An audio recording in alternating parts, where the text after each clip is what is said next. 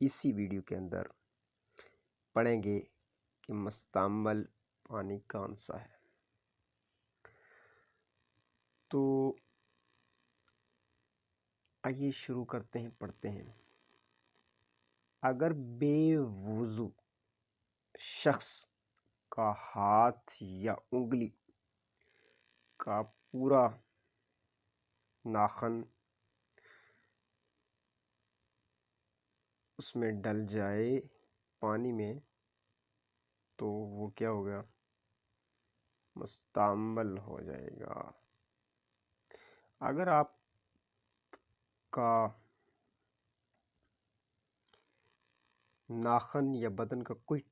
ٹکڑا جو وضو میں دھویا جاتا ہو، جان بوجھ کر یا بھول کر دونوں صورتوں میں پانی سے بھری ہوئی بالٹی یا لوٹا یا کوئی اور برتن وغیرہ وغیرہ ہو،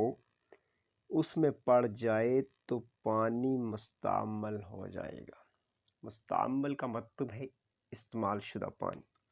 یعنی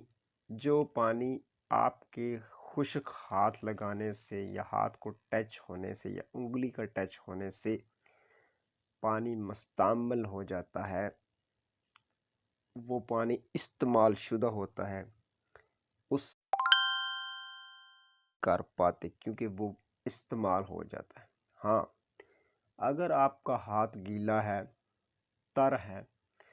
تو اس صورت میں آپ جو ہے اگر پانی کے اندر ہاتھ ڈبو دیتے ہیں یا انگلی لگاتے ہیں پانی کے اندر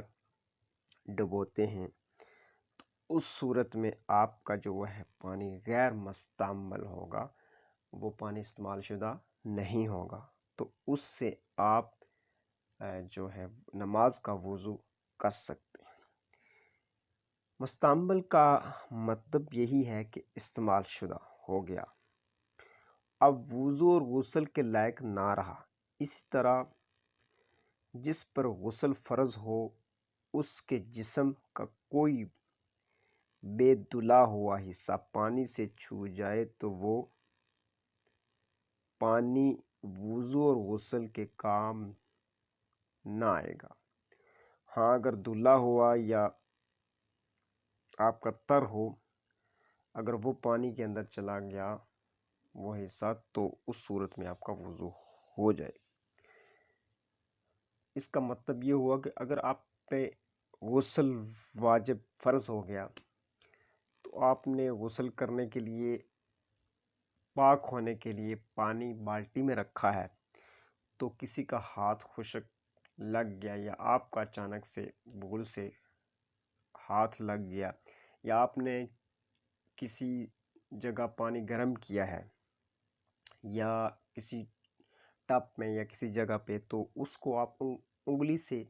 انگل سے لگا کے ڈبو کے چیک کرتے ہیں کیا یہ پانی گرم ہو گیا یا ٹھنڈا ہے۔